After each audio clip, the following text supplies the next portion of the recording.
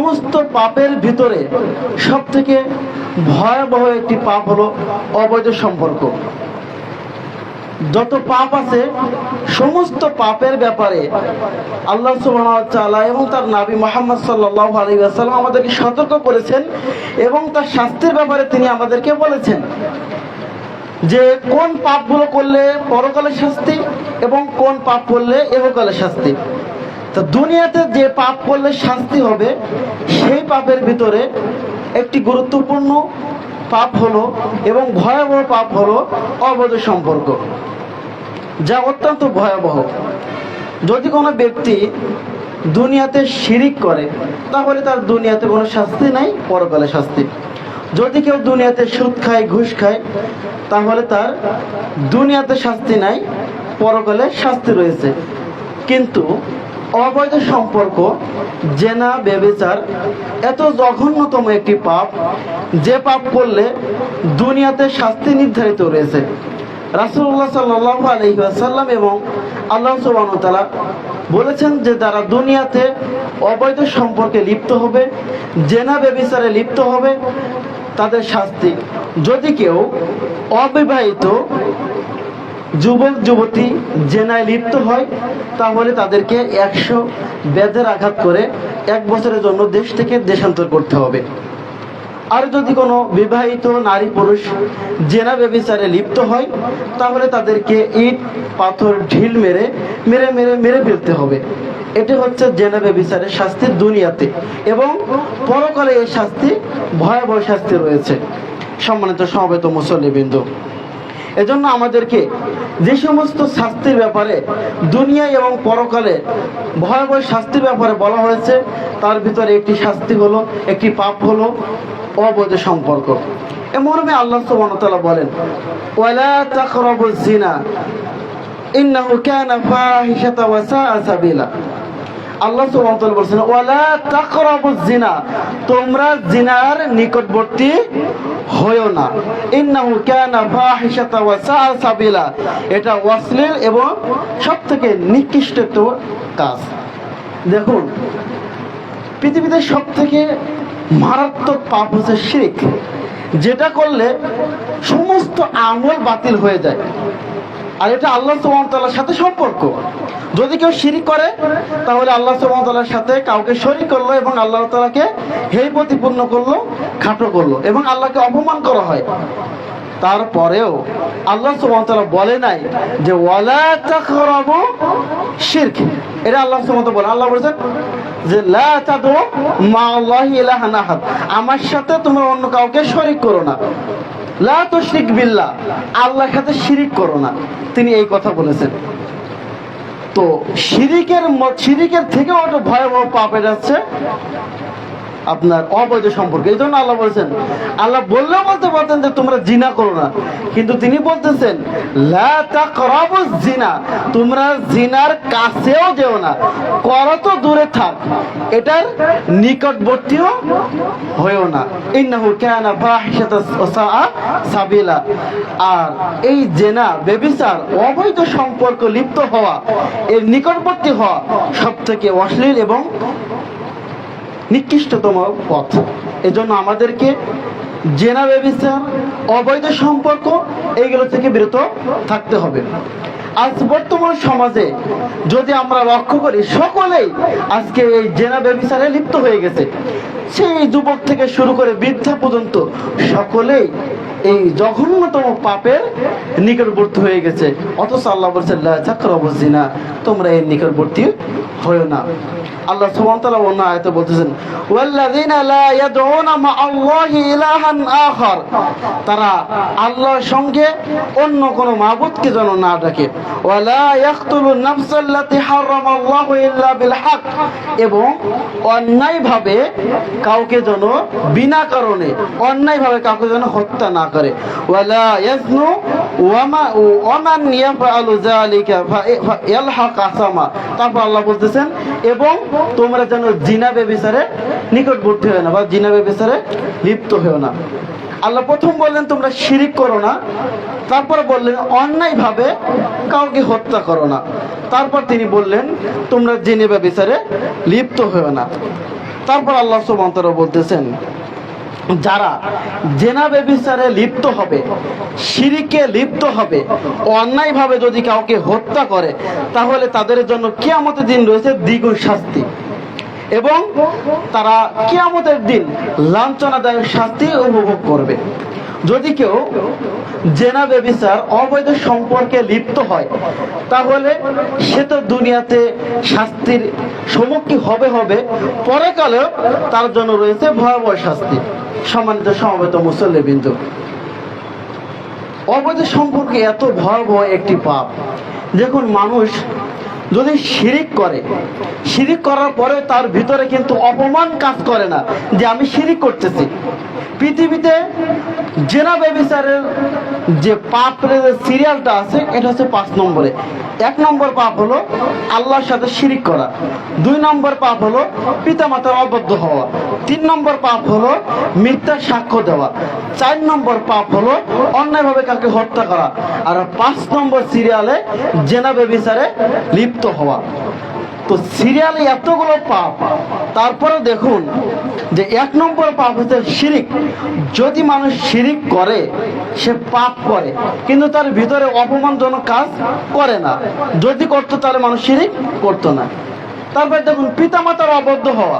পিতামাতার অবদ্ধ হওয়ার পরেও মানুষ এইভাবে এই প্রতিপূর্ণ সমাজে হয় না।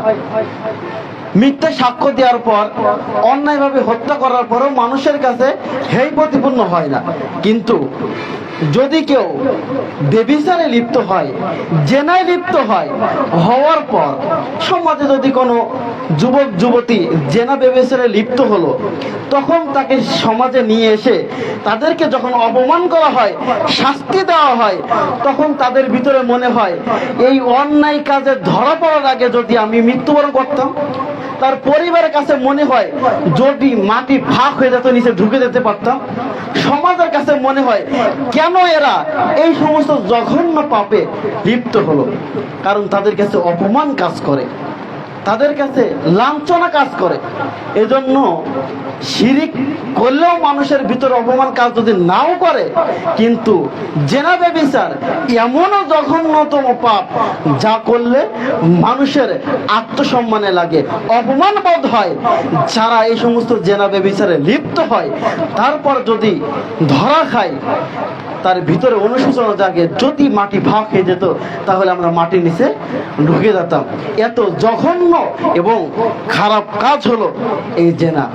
সম্মানিত সমবেত মুসল্লিবৃন্দ, আল্লাহ সুবহানাহু ওয়া তাআলা বলেন, আয-যানিয়াতু ওয়াজ-যানি ফাজলিদু কুল্লা ওয়াহিদিন মিনহুমা মিয়াতা জালদা। যদি কোনো নারী পুরুষ জেনায় লিপ্ত হয়, তাহলে তাদেরকে 100 বেতের আঘাত করতে হবে। যদি কোনো নারী পুরুষ জেনায় লিপ্ত হয়, অবৈধ সম্পর্কে লিপ্ত হয়, তাহলে তাদেরকে 100 বেতাঘাত করতে হবে বলে আল্লাহ সুবহানাহু ওয়া তাআলা কোরআন মাজিদে উল্লেখ করেছেন। এবং তিনি তা বলেছেন যে বেতাঘাত করতে গিয়ে তাদের উপর কোনো মায়া দয়া দেখানো যাবে না।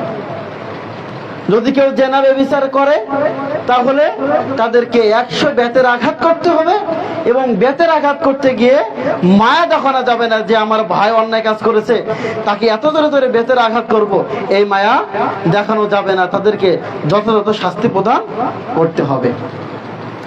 সম্মানিত সমবেত মুসল্লিবৃন্দ, উবাদা ইবনে সামিত রাদিয়াল্লাহু আনহু থেকে বর্ণিত, তিনি বলেন রাসূলুল্লাহ সাল্লাল্লাহু আলাইহি ওয়াসাল্লাম বলেন, খুযু আন্নি, তোমরা আমার কাছ থেকে শরীয়ত গ্রহণ করো। খুযু আন্নি, তোমরা আমার কাছ থেকে শরীয়ত গ্রহণ করো। রাসূলুল্লাহ সাল্লাল্লাহু আলাইহি ওয়াসাল্লাম বলেছেন আমার কাছ থেকে শরীয়ত গ্রহণ করো। সাহাবীদেরকে বলেছেন রাসূল সাল্লাল্লাহু আলাইহি ওয়াসাল্লামের মৃত্যুর পরে আমরা শরীয়ত গ্রহণ করব কার কাছ থেকে? সাহাবীদের কাছ থেকে।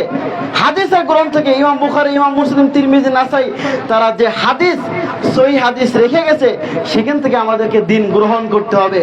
অথচ আমরা দিন গ্রহণ করতেছি বুজুর্গানের কাছ থেকে, বড় হুজুরের কাছ থেকে, পীর সাহেবের কাছ থেকে আমরা দিন গ্রহণ করতেছি। রাসূল বলে গেছেন দিন গ্রহণ করো আমার কাছ থেকে। খুযু আন্নি, তোমরা আমার কাছ থেকে শরীয়ত গ্রহণ করো, আমার কাছ থেকে আল্লাহ দেওয়া বিধান গ্রহণ করো।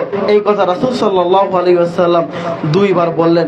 তারপর তিনি বলতেছেন কদ জালাল্লাহু লাহুন্না সাবিলাল বিকরা বিল বিকরি জালদু মিয়াতা, যদি কোনো নারী পুরুষ, অবিবাহিত নারী পুরুষ জেনায় লিপ্ত হয় তাহলে তাদেরকে 100 বেত আঘাত করো, ওয়াতাকরিবু আমিন, এবং তাদেরকে 1 বছরের জন্য দেশ থেকে দেশান্তর করে দাও। যখন কোনো যুবক যুবতী, অবিবাহিত কোন নারী পুরুষ জেনায় লিপ্ত হবে তাদের শাস্তি হলো 100টা বেতের আঘাত করতে হবে এবং তাদেরকে দেশ থেকে 1 বছরের জন্য দেশান্তর করতে হবে। তারপর রাসূল সাল্লাল্লাহু আলাইহি ওয়াসাল্লাম বলেছেন ওয়াসাইয়্যিবু বিসাইয়্যিবি জিলদু মিয়াতা রাজাম, এবং কোন বিবাহিত নারী পুরুষ যদি ব্যভিচারে লিপ্ত হয় তাহলে তাদেরকে পাথর ঢেল মেরে তাদেরকে রজম করে পৃথিবীর বুক থেকে বিদায় করতে হবে। এই হাদিস থেকে আমরা স্পষ্টভাবে বুঝতে পারলাম যে যদি কোনো অবিবাহিত যুবক যুবতী জেনা ব্যভিচারে লিপ্ত হয় তাহলে তাদেরকে 100টা বেতের আঘাত করতে হবে এবং দেশ থেকে তাদেরকে তাড়িয়ে দিতে হবে। তারপরে যদি কোনো বিবাহিত নারী পুরুষ জেনা ব্যভিচারে লিপ্ত হয় তাহলে তাদেরকে রজম করে পৃথিবীর বুক থেকে বিদায় করতে হবে। আজকে যদি আমরা এই বিধানটা আমাদের দেশে জারি করি, এই বিধানটা যদি আমাদের সমাজে প্রয়োগ করা হয় তাহলে দেখা যাবে বাংলাদেশের হাজারো স্কুলের যুবক এবং যুবতী তাদেরকে 100টা বেতের আঘাত করে দেশ থেকে তাড়িয়ে দিতে হবে। হাজারো বিশ্ববিদ্যালয়ের ছাত্র ছাত্রীদেরকে 100 বেতের আঘাত করে দেশ থেকে বের করে দিতে হবে। হাজারো কলেজের ছাত্র ছাত্রীদেরকে বেত আঘাত করে দেশ থেকে তাদেরকে তাড়িয়ে দিতে হবে, কারণ তারা আজকে এই লেখাপড়া করতে গিয়ে অবৈধভাবে একজন ছেলে এবং একজন মেয়ে তারা অবৈধভাবে মেলামেশায় লিপ্ত হচ্ছে। কলেজ ভার্সিটি স্কুলগুলোতে দেখলে দেখা যায় একজন যুবক আর একজন যুবতী তারা নির্দ্বিধায় তারা জেনা ব্যভিচারে লিপ্ত হচ্ছে।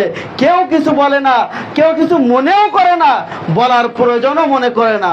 সম্মানিত সমবেত মুসলিমবিন্দু, যদি আমরা এই বিধান যদি আমাদের দেশে জারি থাকতো তাহলে অবশ্যই আমাদের সমাজে এই সমস্ত অবৈধ খারাপ কাজগুলো থেকে আমরা রেহাই পাইতাম। সম্মানিত সমবেত মুসলিমবিন্দু, পরে রাসূল সাল্লাল্লাহু আলাইহি ওয়াসাল্লাম বলেছেন যদি কোনো বিবাহিত নারী পুরুষ যদি তারা জিনায় লিপ্ত হয়, বিবাহ করার পরেও কোনো মহিলার সাথে কোনো পুরুষ, আবার কোনো পুরুষের সাথে কোনো মহিলা ব্যভিচারিতে লিপ্ত হয় তাহলে তাদেরকে রজম করে পৃথিবীর বুক থেকে বিদায় করতে হবে। আজ বাংলাদেশের হাজার পুরুষকে তাদেরকে রজম করে হত্যা করার প্রয়োজন পড়েছে। আজকে যদি আমরা জরিপ করি হাজারো নারী, হাজারো পুরুষ তাদেরকে এই ব্যভিচারীর অপরাধে হত্যা করার উপযুক্ত হয়ে গেছে।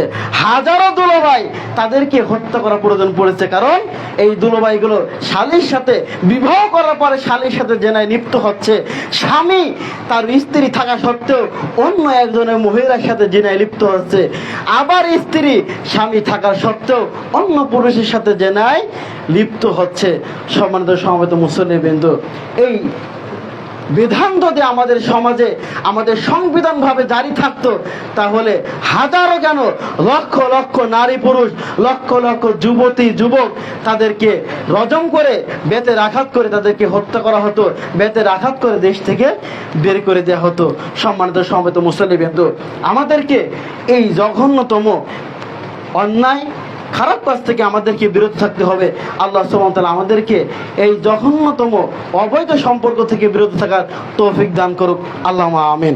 সম্মানিত সমবেত মুসলিমবৃন্দ, আবু হুরায়রা রাদিয়াল্লাহু আনহু থেকে বর্ণিত, তিনি বলেন রাসূলুল্লাহ সাল্লাল্লাহু আলাইহি ওয়াসাল্লাম বলতেছেন যে আমার উম্মতের উপর জেনার একটি অংশ লিপিবদ্ধ করে দেওয়া হয়েছে, তারা জিনায় লিপ্ত হবে। রাসূল সাল্লাল্লাহু আলাইহি ওয়াসাল্লাম তারপরে বলতেছেন যে আমার উম্মতের জেনা হলো, যদি কেউ চোখের জেনা হলো চোখ দিয়ে দেখা, মুখের জিহ্বা হলো মুখ দিয়ে বলা, জিহ্বার জেনা হলো জিহ্বা দিয়ে কথা বলা, হাতের জেনা হলো হাত দিয়ে স্পর্শ করা, পায়ের জেনা হলো পা দিয়ে অতিক্রম বেঁধে দেওয়া, সমাজে সমবেত মুসলমান বিন্দু, হাত পা চোখ মুখ জিনা, এইগুলো দ্বারা জিনা লিপ্ত হওয়া যায়। কিন্তু এইগুলো দ্বারা বাস্তবায়ন না হলেও লজ্জা স্থানের মাধ্যমে এটা বাস্তবায়িত হয়। রাসূলুল্লাহ সাল্লাল্লাহু আলাইহি ওয়াসাল্লাম বলেছেন, জেনা লিপিবদ্ধ করে দেওয়া আছে, যার একটি অংশ আমার উম্মতের উপর লিপিবদ্ধ করা আছে, যাতে তারা লিপ্ত হবে। চোখের জেনা, চোখ দিয়ে দেখা। আজকে আমরা আমাদের হাতে বড় বড় টাচফোন দেওয়া আছে, আমাদের যুবক ভাইদের হাতে, আমাদের যুবতী বোনদের হাতে বড় বড় টাচফোন দেওয়া আছে। তারা এই টাচফোনের মাধ্যমে বিভিন্ন নর্তকীর নাচ দেখতেছে, গান বাজনা, এইগুলোর মাধ্যমে তারা চোখের জিনার স্বাদ গ্রহণ করতেছে। রাসূল বলেছেন, চোখের জিনা চোখ দিয়ে দেখা। এই মোবাইলে প্রত্যেকটা বাড়িতে টিভি সিরিয়াল দেওয়া আছে। আগে ছিল ডিশ লাইন, এখন ঢুকে গেছে ওয়াইফাই লাইন। যে যেভাবে পাচ্ছে এই টিভিতে লগ্ন সিনেমাগুলো দেখতেছে, খারাপ ছবিগুলোর মাধ্যমে তারা দিনকে অতিবাহিত করতেছে, চোখের জিনা করতেছে। কিন্তু একবার কেউ বোঝার চেষ্টা করতেছে না যে আমি যেটা দেখতেছি এটা কি আমার জন্য ঠিক হচ্ছে। এটা কিন্তু চোখের জিনা। আজকে হাজারো যুবক দেখবেন রাতের পর রাত তারা রাতকে অতিবাহিত করে দেয় বিভিন্ন রকম খারাপ সিনেমার মাধ্যমে, পূর্ণ ভিডিও দেখার মাধ্যমে তারা তাদের জীবনটাকে নষ্ট করে ফেলতেছে। কিন্তু আমরা কেউ খেয়াল করতেছি না, কেউ ওই হাদিসটা বোঝার চেষ্টা করি না। রাসূল সাল্লাল্লাহু আলাইহি ওয়াসাল্লাম বলেছেন, চোখের জিনা হচ্ছে চোখ দিয়ে দেখা, আর মুখের যে গুনাহ হচ্ছে মুখ দিয়ে বলা, কাউকে জিনার জন্য আহ্বান করা, কোথাও বসে বন্ধু বান্ধব এক জায়গায় বসে জিনার আলাপ আলোচনা করা, কোনো মেয়েকে নিয়ে খারাপ অশ্লীল কথাবার্তা বলা, এটা হচ্ছে মুখের জেনা। হাতের জেনা হলো অন্যায় কাজ করার জন্য, জেনা করার জন্য হাতকে বাড়িয়ে দেওয়া। আবার আমরা আমাদের যুবক ভাইরা কি করি, আমরা তারা টাচফোনের মাধ্যমে মেসেঞ্জার, তারপরে ওই যে আপনার আরো যে যে জায়গা আছে মেসেঞ্জারের মাধ্যমে, আরো কি কি মাধ্যম আছে, এই মাধ্যমে তারা চ্যাট করার মাধ্যমে জেনায় লিপ্ত হচ্ছে। বলে যে হুজুর দিনী বোন, মেসেঞ্জারে ফেসবুকে তাদের সাথে কথা বলে, তারা হচ্ছে আমাদের দিনী বোন, দিনের দাওয়াতি কাজ করে। কত বড় দায়ী হয়ে পড়েছে সে, মেসেঞ্জারের মাধ্যমে দিনে বোনকে দিনের দাওয়াত দিচ্ছে, কত বড় দায়ী। অথচ কোন বেগানা নারীর সাথে কোন বেগানা পুরুষ কথা বলাই হচ্ছে হারাম। রাসূল সাল্লাল্লাহু আলাইহি ওয়াসাল্লাম হারাম করে দিয়েছেন। পৃথিবীতে নিজের আপন বোন ছাড়া অন্য কোন দিনে বোন হোক, স্বাস্থ্য বোন, ফুফাতো বোন, খালাতো বোন, মামাতো বোন, যেই বোন হোক না কেন, কোন বোনের সাথে দিনের দাওয়াত দেওয়ার নাম করে অবৈধ লিপ্ত হওয়া যাবে না। আজকে আমরা বলি যে হুজুর দিনী বোন, তো তাকে কোরআন হাদিসের দাওয়াত দিই কিভাবে? প্রথমে সর্বপ্রথম দাওয়াত দেয় আসসালামু আলাইকুম, পরে ওই পাশ থেকে উত্তর আসে ওয়ালাইকুম আসসালাম, কেমন আছেন, কি দেখি, নামাজ পড়ছেন কিনা, খেয়েছেন কিনা। এইভাবে আস্তে আস্তে আস্তে আস্তে দাওয়াত দিতে দিতে এক পর্যায়ে দেখা যায় তাদের ভিতরে ফেসবুকের মাধ্যমে কথা বলতে বলতে একদিন বলে, আসেন অমুক জায়গায় দেখা করি। দেখা হয়ে গেল, প্রেম, তাদের ভালোবাসা প্রেম শুরু হয়ে গেছে, অবৈধভাবে তারা লিপ্ত হওয়া শুরু করলো। এক পর্যায়ে তারা বিয়ে করার জন্য উদ্বুদ্ধ হয়। কিন্তু যখন বাড়ি থেকে বিবাহ মেনে নেয় না, তখন কি করে এই যুবক এবং যুবতী তারা পালিয়ে গিয়ে বিবাহের জন্য উদ্বুদ্ধ হয়।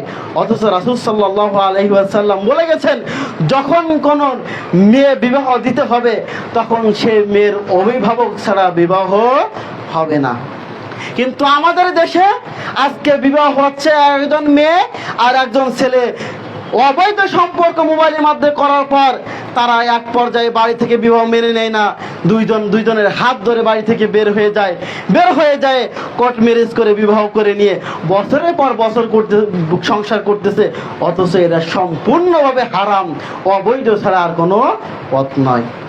মনে করে যে আমরা তো কোর্ট ম্যারেজ করে নিয়েছি, উকিলের কাছে গিয়ে কাজের কাছে তো বিবাহ করেছি, তাহলে অবৈধ হবে কেন? রাসূলুল্লাহ সাল্লাল্লাহু আলাইহি সাল্লাম বলেছেন, যখন কোন যুবতী মেয়েকে বিবাহ দেওয়া হয় তখন ওই মেয়ের অভিভাবক হবে তার বাবা। তার বাবা যতক্ষণ পর্যন্ত অভিভাবক হিসেবে বিবাহ না দিবে ততক্ষণ পর্যন্ত বিবাহ হবে না। বাবা যদি না থাকে তাহলে দাদা, দাদা না থাকলে বড় ভাই, বড় ভাই না থাকলে চাচারা, যদি চাচাও না থাকে, কেউ নাই মেয়ের, তাহলে রাষ্ট্র হবে অভিভাবক, চেয়ারম্যান মেম্বার অভিভাবক হয়ে তাকে বিবাহ দেবে। কিন্তু এখন এগুলো কিছুই নাই। ছেলে মেয়ে প্রেম করে ভালোবাসার নাম দিয়ে আপনার কাজী অফিস থেকে বিবাহ করে বছরের পর বছর তারা থাকছে, পুরোটাই হারাম হচ্ছে, পুরোটাই জেনায় ব্যভিচারে লিপ্ত হচ্ছে। যারা এই সমস্ত প্রেম করে বের হয়ে গিয়ে বিবাহ করবে, সংসার করলে তাদের সন্তান হলে পুরোটাই জেনার সন্তান হবে, অবৈধ সন্তান হবে। আর ওই মেয়ে নারী পুরুষ একসাথে থাকবে ততকাল তাদের জেনার খাতায় জেনার গুনাহ হবে। হিসেবে ভাবি যায়, সাক্ষী হিসেবে চাচি যায়, মা বাপ রাজি না হলে তো ভাবি গেছে, সমস্যা কি? সাক্ষী হলো না। কোন মেয়ের, একজন মেয়ে আর একজন মেয়ের বিবাহ সাক্ষী হলে সেই বিবাহ বাতিল।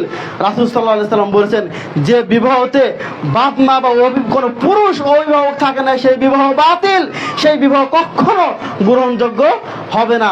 বাংলাদেশের হাজারো যুবক যুবতী যারা কোর্ট ম্যারেজ করে কাজী অফিসে গিয়ে বিবাহ করেছে, তারা সকলেই জিনায় লিপ্ত হয়েছে। তারা যারা এখনো পর্যন্ত এই বিবাহকে লিপ্ত অবস্থায় আছে, তারা জিনা ব্যভিচারে লিপ্ত আছে।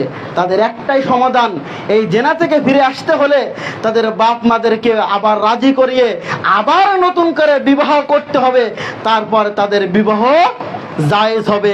অন্যথায় সারা জীবন যদি এইভাবে থাকে, সারা জীবন অবৈধ সম্পর্ক সাথে লিপ্ত থাকলো এবং যতগুলো সন্তান ছেলে মেয়ে হবে সব কয়টা অবৈধ সন্তান এবং ছেলে মেয়ে হবে। এই সমস্ত অবৈধ অবৈধ আমাদের থাকতে হবে। দিদি ভাইদেরকে বলি, দিদি বোন হিসেবে দাওয়াতি কাজ করতে গিয়ে অন্যায় করবেন না। আপনার দায়িত্ব না, আপনার দিদি বোনকে মেসেজের মাধ্যমে দাওয়াতি কাজ করা আপনার দায়িত্ব নয়। রাসূল সাল্লাল্লাহু আলাইহি ওয়াসাল্লাম নিষেধ করেছেন একজন বেগানা পুরুষ এবং একজন বেগানা নারীর সাথে কথা বলা সম্পূর্ণভাবে হারাম। হারাম হওয়ার পর আপনি কিভাবে তার সাথে কথা বলতে পারেন? আমাদেরকে এই সমস্ত জঘন্য কাজ থেকে আমাদের ফিরে আসতে হবে। আল্লাহ আমাদের বুঝতে তৌফিক দান করুন। আল্লাহুম্মা আমিন।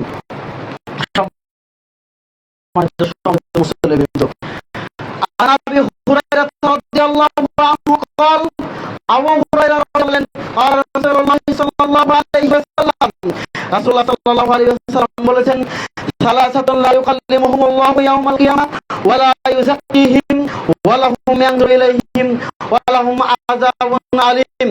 রাসূলুল্লাহ সাল্লাল্লাহু আলাইহি ওয়াসাল্লাম বলেন, তিন শ্রেণীর ব্যক্তিকে আল্লাহ সুবহানাহু ওয়া তাআলা কিয়ামতের দিন তাদের সাথে কথা বলবেন না, তাদের দিকে তাকাবেন না এবং তাদেরকে পবিত্র করবেন না। রাসূলুল্লাহ সাল্লাল্লাহু আলাইহি ওয়াসাল্লাম বলেছেন, তিন শ্রেণীর ব্যক্তি আছে যাদেরকে আল্লাহ সুবহানাহু ওয়া তাআলা কিয়ামতের দিন পাপ থেকে পবিত্র করবেন না। দুই, তাদের দিকে রহমতের দৃষ্টিতে তাকাবেন না। তিন, তাদের সাথে আল্লাহ সুবহানাহু ওয়া তাআলা কথা বলবেন না। তাদের কিয়ামতের দিন আল্লাহ সুবহানাহু ওয়া তাআলা কথা বলে তাদেরকে দৃষ্টি না দেয়, তাদেরকে যদি পাপ থেকে তাদেরকে ক্ষমা না করে, তাহলে নিশ্চিত জাহান্নাম, অবধারিত জাহান্নামে যেতে হবে। এই তিন শ্রেণীর ব্যক্তি হলো, এক হলো শাইখুন জানিন, বৃদ্ধ ব্যভিচারী, বৃদ্ধ হয়ে গেছে, যুবক বয়স 80 বছর 90 বছর বয়স হয়ে গেছে, এখনো যে মুরব্বী, এখন বুড়ো মানুষরা মানুষের সাথে জিনা করার জন্য লিপ্ত হয়।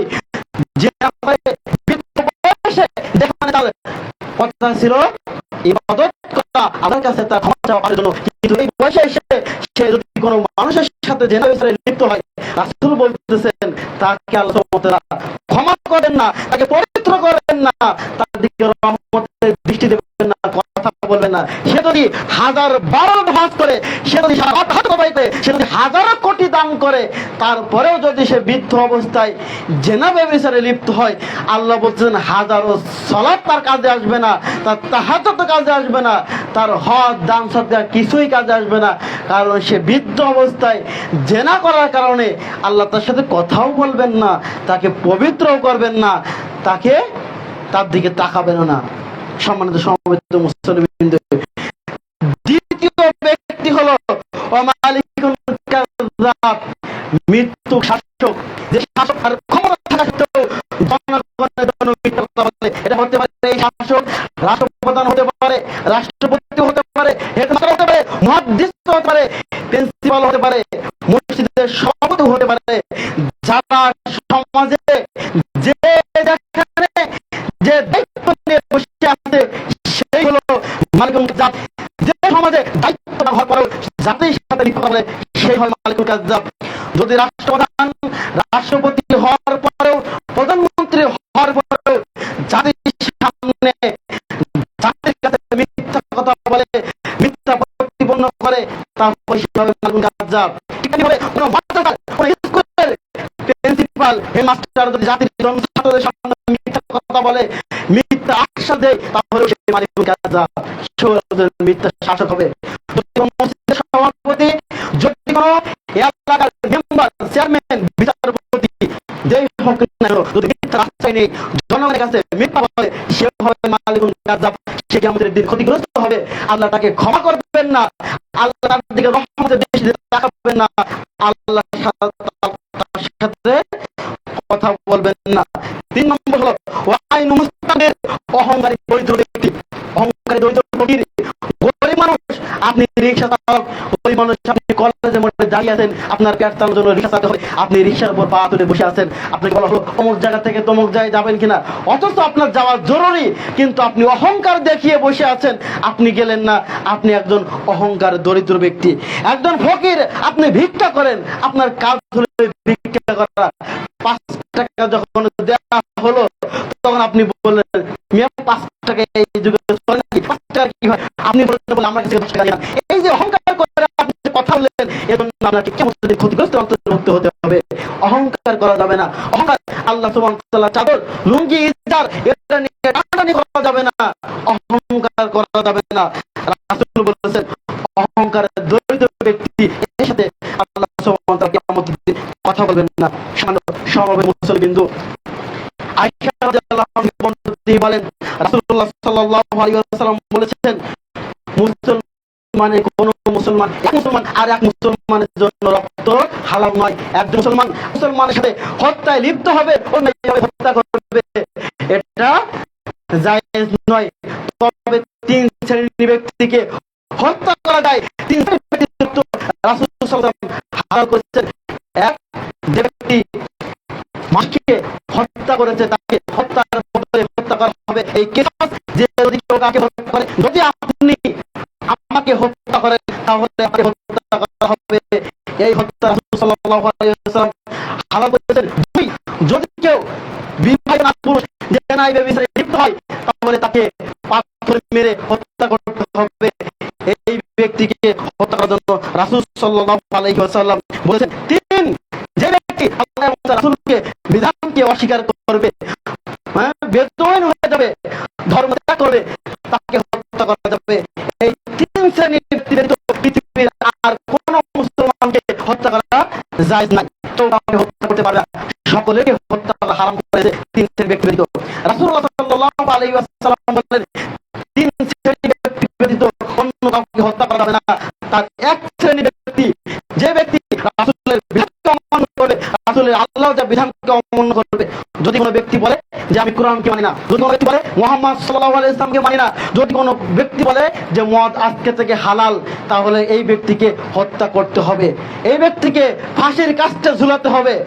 তারপরেও এই ব্যক্তি এত বড় অন্যায় করার পরেও যদি ব্যক্তি বলে যে ঠিক আছে, আমি তওবা করে ফিরে আসলাম, আমি আল্লাহর রাস্তায় ফিরে এসেছি, আমি রাসূলকে মেনে নিলাম, কোরআনকে মেনে নিলাম, মদকে হারাম হিসেবে ঘোষণা করলাম, তারপর সে ফাঁসির কাস্ট থেকে ফিরে আসতে পারবে। 2, যদি কোনো ব্যক্তি কাউকে হত্যা করে, তাহলে হত্যার পরিবর্তে হত্যা করতে হবে যাকে হত্যা করে, তার পরিবার যদি তাকে ক্ষমা করে দেয়, তাহলে সে হত্যা থেকে বেঁচে গেল। 3, যদি কোনো পুরুষ নারী বিবাহিত অবস্থায় জিনায় লিপ্ত হয়, তাহলে তাদের আর কোনো ক্ষমা নেই, তাদের বিরুদ্ধে মৃত্যুদণ্ড দিতে হবে, হাজার তওবা করলে ক্ষমা হবে না। রাসূল সাল্লাল্লাহু আলাইহি ওয়াসাল্লাম বলেছেন, তাকে হত্যা করতে হবে। 3 শ্রেণীর ব্যক্তিকে হত্যা করতে হবে। তাদের 2 শ্রেণীর ব্যক্তি ক্ষমা পেলেও পেতে পারে, কিন্তু 3 নম্বর লোক ক্ষমা পাবে না। কারণ রাসূলুল্লাহ সাল্লাল্লাহু আলাইহি ওয়াসাল্লাম বলেন, মাইজ বিন মালিক রাদিয়াল্লাহু আনহু, তিনি একবার এক দাসীর সাথে জিনায় লিপ্ত হওয়ার পর, বিবাহিত অবস্থায় জিনায় লিপ্ত হয়েছে, এসে রাসূলুল্লাহ সাল্লাল্লাহু আলাইহি ওয়াসাল্লামকে বলেছেন, আল্লাহর নবী সাল্লাল্লাহু আলাইহি ওয়াসাল্লাম, তুমি যাও। সে ফিরে গেল, আবার এসে বললেন আল্লাহ রাসূল আপনি তুমি ফিরে যাও। সে ফিরে গেল, আবার এসে বললেন আল্লাহ রাসূল আপনি আমাকে পবিত্র করুন। রাসূল সাল্লাল্লাহু আলাইহি ওয়াসাল্লাম বললেন আরে সে কি পাগল নাকি, আমি বারবার বলতেছি তুমি ফিরে যাও, আর সে আমাকে বলতেছে তুমি আমাকে পবিত্র করো। সাহাবীরা দেখলেন না আল্লাহ রাসূল সে তো পাগল নয়। রাসূল সাল্লাল্লাহু আলাইহি ওয়াসাল্লাম বলেন তাহলে কি সে কি মদ পান করেছে, কেন বারবার ফিরে আসতেছে? বলেন না আল্লাহ রাসূল সে তো মদ পানও করে নাই। তখন রাসূল সাল্লাল্লাহু আলাইহি ওয়াসাল্লাম বললেন মায়েদ বিন মালিক তোমাকে আমি কিসের থেকে পবিত্র করব, বারবার ফিরে দেওয়ার পর তুমি কেন আসতেছো? সে বললেন আল্লাহ রাসূল সাল্লাল্লাহু আলাইহি ওয়াসাল্লাম আমি একজন দাসীর সাথে ব্যভিচারে লিপ্ত হয়েছি, আপনি আমাকে পবিত্র করুন। রাসূল সাল্লাল্লাহু আলাইহি ওয়াসাল্লাম তিনি বুঝতে পেরেছিলেন যে সে আসছে জেনা ব্যভিচার থেকে ক্ষমা চাওয়ার জন্য, রাসূল চেয়েছিলেন সেজন্য তওবা করে ফিরে যায়। কিন্তু রাসূলের কাছে শাসকের কাছে যখন বিচার দেওয়া হয় শাসক যখন বিচার শুরু করে তখন ক্ষমা হয় না। রাসূল সাল্লাল্লাহু আলাইহি ওয়াসাল্লাম ঠিক আছে ওকে নিয়ে যাও, নিয়ে যাওয়া হলো, বুকে তাকে পাথর মেরে হত্যা করা হলো।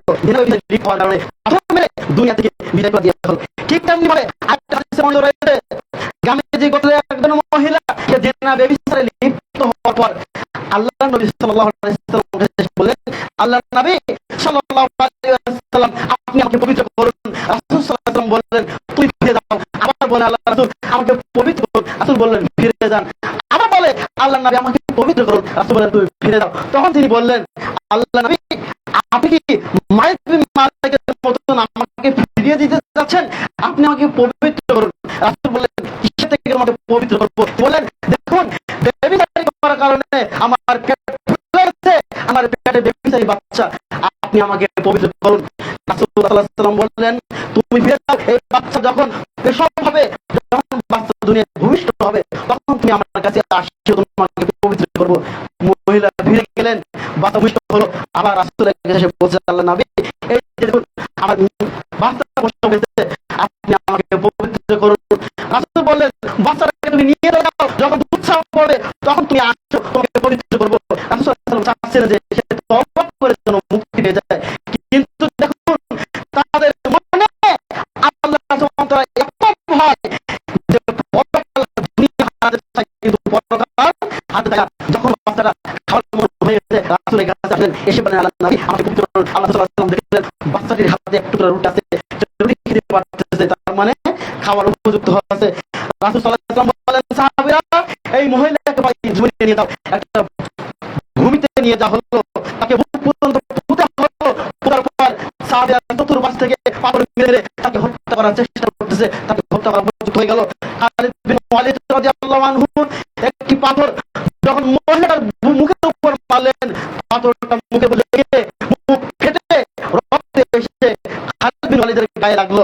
খালিদ বিন ওয়ালিদ তখন রাগান্বিত হয়ে মহিলাকে গালিগালাজ বা বকাবকি শুরু করলেন। রাসূল সাল্লাল্লাহু আলাইহি ওয়াসাল্লাম বললেন খালিদ বিন ওয়ালিদ তুমি কি করতেছো? তুমি এই মহিলাকে বকাবকি করো না, একে গালি দিও না, কারণ এই মহিলা যে পরিমাণ তওবা করেছে আল্লাহর কাছে, যে পরিমাণ ক্ষমা চাইছে, এর ক্ষেত্রে আল্লাহর কাছে ক্ষমা চাই, তারপরে আল্লাহ সুবহানাহু ওয়া তাআলা ক্ষমা করে দেবেন। সুবহানাল্লাহ। অন্য হাদিসে বর্ণিত আছে যে এই মহিলা যে পরিমাণ তওবা করেছে পুরো গোটা মদিনাবাসীর কাছে যদি তার তওবাকে বন্টন করে দেওয়া হয় তাহলে পুরো মদিনাবাসীর জন্য যথেষ্ট হয়ে যাবে। সুবহানাল্লাহ। তার মানে মুহাম্মদ সাল্লাল্লাহু আলাইহি ওয়াসাল্লাম তার হাতে ক্ষমতা থাকা সত্ত্বেও তাকে মাফ করতে পারলো না। তাই তো আল্লাহ সাল্লাল্লাহু আলাইহি ওয়াসাল্লাম বলতে ঠিক আছে তুমি তওবা করো, তুমি আল্লাহর কাছে ক্ষমা চেয়ে নাও, আল্লাহ তোমাকে মাফ করবেন। তিনি বললেন না, তাকে পাথর মেরে হত্যা করা হলো, দুনিয়া থেকে বিদায় দেওয়া হয়েছে। সম্মানিত সম্মানিত মুসলিম, যদি কোনো ব্যক্তি জানা ব্যভিচারে লিপ্ত হয় তাহলে তাকে দুনিয়ায় বেঁচে থাকার কোনো সুযোগ নেই। যে কোনো পাপ যদি আপনি করেন না কেন, যত বড় পাপ হোক না কেন, এই পাপ থেকে ক্ষমা চাইলে আল্লাহ সুবহানাহু ওয়া তাআলা ক্ষমা করে দেবেন, দুনিয়াতে বেঁচে থাকার সুযোগ আছে। কিন্তু এই জানা ব্যভিচার করার পর দুনিয়া থেকে বেঁচে থাকার কোনো সুযোগ নাই। সম্মানিত সম্মানিত মুসলিম, কিন্তু এই জানা ব্যভিচারে কেউ লিপ্ত হলে এই শাস্তি প্রদান করার একমাত্র দায়িত্ব হলো সরকার প্রধানের, আপনার আমার নয়। এখন যদি কেউ ব্যভিচারে লিপ্ত হয় ধরে আপনি হত্যা করে ফেলবেন, এই দায়িত্ব আপনাকে দেওয়া হয় না, এটা একমাত্র সরকারের দায়িত্ব। আইন কেউ আবার জন্য নিজের হাতে তুলে নিয়েন না। হুজুর বলেছে হত্যা করতে হবে, হত্যা করে দিলাম, তখন কিন্তু আমি ভেসে যাব। আইন নিজের হাতে তুলে নেওয়া যাবে না, এটা হচ্ছে একমাত্র সরকারের দায়িত্ব। যদি আমাদের দেশে এই বিধানটা জারি নাই, তাহলে এখন এর থেকে মুক্তি পাওয়ার উপায় কি? এর থেকে মুক্তি পাওয়ার আল্লাহর কাছে খাসভাবে তওবা করতে হবে। আল্লাহ, আমি তোমাকে তওবা করতেছি, যদি আমার দেশে এই বিধান থাকতো তাহলে আমি নিজ ইচ্ছায় আমি আপনার কাছে শাসকের কাছে আমি সমর্পণ করতাম, নিয়ে নিতাম। কিন্তু আমার দেশে এজন্য আমি তোমার কাছে ক্ষমা চাচ্ছি, আল্লাহ তোমাকে ক্ষমা করো, আমি এই পাপে লিপ্ত হওয়া, এই অন্তরিকা নিয়ে এই ক্ষমা চাই, আল্লাহর কাছে ক্ষমা চাইলে অবশ্যই আল্লাহ সুবহানাহু ওয়া তাআলা ক্ষমা করে দিবেন। যারা যদি কেউ জেনা ব্যভিচার অবৈধ সম্পর্কে লিপ্ত হন বা লিপ্ত থাকেন, আজই এখান থেকে ফিরে আসুন, আল্লাহর কাছে তওবা করুন। আল্লাহ সুবহানাহু ওয়া তাআলা বলেছেন, ইয়া আইয়ুহাল্লাযিনা আমানু, হে যারা ঈমান এনেছো, তুবু ইলাল্লাহ, তোমরা আল্লাহর কাছে তওবা করো, তাওবাতান নাসুহা, তোমরা একনিষ্ঠভাবে খালেসভাবে আল্লাহর কাছে তওবা করো। আল্লাহ চাইলে তোমাদের পাপগুলোকে ক্ষমা করে দিবেন। সম্মানিত মুসলিমবিন্দু, আল্লাহ সুবহানাহু ওয়া তাআলা প্রতিদিন রাত্রে 3 ভাগের শেষ ভাগে তিনি প্রথম আসমানে নেমে এসে আহ্বান করে, কে আছো অসুস্থ আমার কাছে চাও, আমি তাকে সেবা দান করব। কে আছো পাপী ব্যক্তি আমার কাছে ক্ষমা চাও, আমি ক্ষমা করে দেব। প্রতি রাত্রে আল্লাহ সুবহানাহু ওয়া তাআলা আসে আমাদেরকে আহ্বান করে।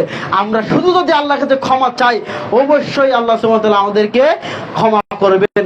সম্মানিত মুসলিমবিন্দু, কাজে আসুন এই সমস্ত জেনা ব্যভিচার থেকে লিপ্ত থাকি। রাসূল সাল্লাল্লাহু আলাইহি ওয়াসাল্লাম বলেছেন, পৃথিবীর মানুষ যদি তোমরা দুটি বিষয়ে আমাকে জিম্মা দিতে পারো, ওয়াদা দিতে পারো, আমি নবী মুহাম্মদ সাল্লাল্লাহু আলাইহি ওয়াসাল্লাম তোমাদেরকে জান্নাতে নিয়ে যাওয়ার জিম্মেদারি হলাম। এক, যদি তোমরা তোমাদের মুখমণ্ডলকে, তোমাদের জিহ্বাকে হেফাজত করবে, তাহলে আর একটা হলো লজ্জা স্থানকে হেফাজত করবে। মুখ এবং লজ্জা স্থান, এই দুটোকে যদি তোমরা হেফাজত করতে পারো, আর এই ওয়াদা আমাকে দিতে পারো জানা নবী, আমরা হেফাজত করবো, লজ্জা স্থানকে হেফাজত করবো, আপনাকে ওয়াদা দিলাম, আপনাকে চুক্তিবদ্ধ হলাম, তাহলে আমি মুহাম্মদ সাল্লাল্লাহু আলাইহি ওয়াসাল্লাম তোমাদেরকে ওয়াদা দিলাম, তোমাদের কাছে চুক্তিবদ্ধ হলাম, কিয়ামত দিন তোমাদেরকে আমি জান্নাতে নিয়ে যাব। সুবহানাল্লাহ। সম্মানিত মুসলিমবিন্দু, এই মুখের মাধ্যমে যত বড় অন্যায় কাজ আছে, মিথ্যা, গীবত, যত ধরনের পাপ কাজ আছে, এই কাজগুলো থেকে যদি আমরা বিরত থাকতে পারি, আর জিনা করা থেকে লজ্জা স্থানকে যদি আমরা হেফাজত করতে পারি, তাহলে আমাদের জন্য জান্নাত সহজ হয়ে যাবে। মুহাম্মদ সাল্লাল্লাহু আলাইহি ওয়াসাল্লাম আমাদেরকে জান্নাতে নিয়ে যাবেন, তিনি আমাদেরকে ওয়াদা করেছেন, আর আল্লাহ নবী সাল্লাল্লাহু আলাইহি ওয়াসাল্লাম ওয়াদা ভঙ্গ করবেন না। সম্মানিত মুসলিমবিন্দু, খুতবার পরিশেষে আর একটা হাদিস বলে শেষ করবে, সেটা হলো এই, যদি আমরা পৃথিবীতে এই সমস্ত জেনা ব্যভিচার অন্যায় কাজ থেকে যদি বিরত থাকতে পারি, তাহলে পৃথিবীর যে কোনো বিপদ থেকে আমরা মুক্তি পেতে পারবো। দেখুন, লম্বা একটা হাদিস, রাসূল সাল্লাল্লাহু আলাইহি ওয়াসাল্লাম বলেন, 3 জন ব্যক্তি একটি পাহাড়ের গুহায় আটকা পড়েছিল। পাহাড়ের গুহার উপর পাথর পড়ে মুখ বন্ধ হয়ে গেছিল। তার একজন ব্যক্তি বলেছিল যে, আল্লাহ, আমি আমার পিতামাতার সন্তুষ্টির জন্য এই কাজগুলো করেছিলাম, পাথর সরিয়ে দাও। আল্লাহ পাথর সরিয়ে দিয়েছিলেন। দ্বিতীয় নম্বর বলেছিল, আল্লাহ, আমার কাছে একজন দাস ছিল, যে আমার এখানে কাজ করতো, তার টাকা পয়সা না দিয়ে চলে গেছিল, আমি তার টাকা পয়সা দিয়ে ছাগল গরু উৎপাদন করেছিলাম, সেরকম আমার কাছে ফেরত দিয়েছিল, আমি সব দিয়েছিলাম তোমার সন্তুষ্টির জন্য। আল্লাহ, এটা যদি তোমার সন্তুষ্টির জন্য হয়, তাহলে তুমি আমাকে ক্ষমা করো, পাথরটাকে সরিয়ে দাও। আল্লাহ তাদের পাথর সরিয়ে দিয়েছিল। তৃতীয় ব্যক্তি বলেছিল, আল্লাহ, আমার একজন চাচাতো বোন ছিল, যে অত্যন্ত সুন্দরী ছিল, তার সাথে আমি খারাপ কাজ করার জন্য তাকে যখন বলেছিলাম, জেনা করার জন্য যখন আমি বলেছিলাম, সে বলেছিল, যদি তুমি আমাকে 200 দিরহাম আমাকে দিতে পারো, তাহলে আমি তোমার সাথে জেনায় লিপ্ত হব।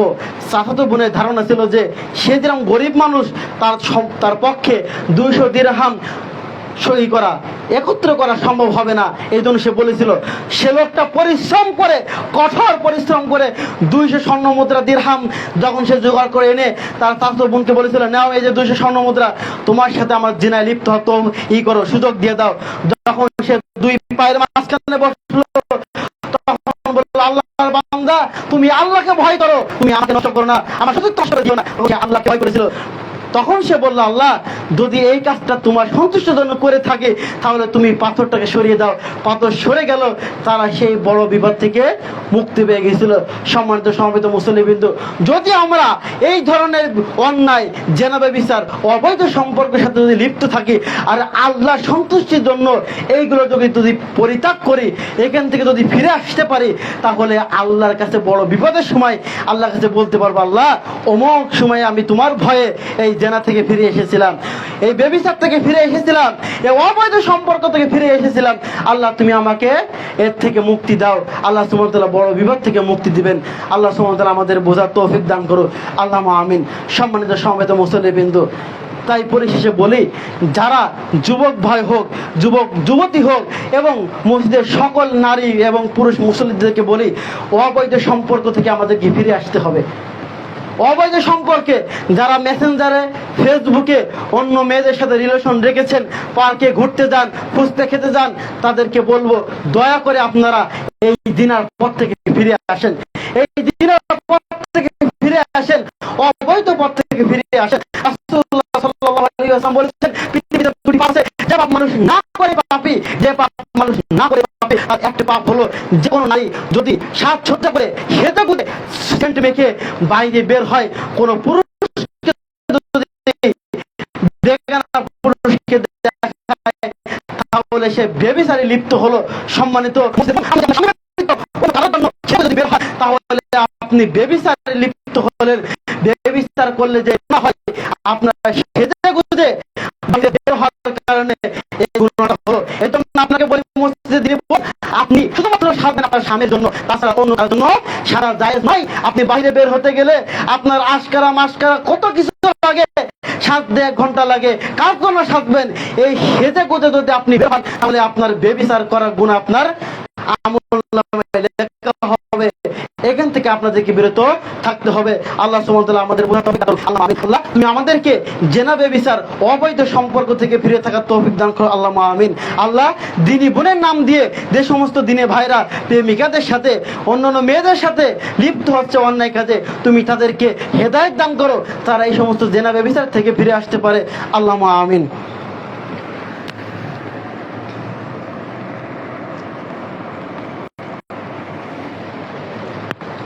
إن الحمد لله نحمده ونستعينه ونستغفره ونعوذ بالله من شرور أنفسنا ومن سيئات أعمالنا.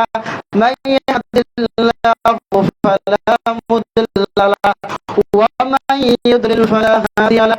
وأشهد أن لا إله إلا الله وحده لا شريك له وأشهد أن محمدا عبده ورسوله. أما بعد، أعوذ بالله من الشيطان الرجيم.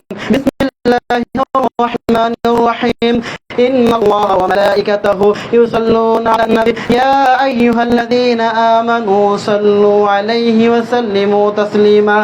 اللهم صل على محمد وعلى آل محمد كما صليت على إبراهيم وعلى آل إبراهيم إنك حميد مجيد. اللهم بارك على محمد وعلى آل محمد كما باركت على إبراهيم وعلى آل إبراهيم إنك حميد مجيد. ربنا ظلمنا أنفسنا وإن لم تغفر لنا وترحمنا لنكونن من الخاسرين.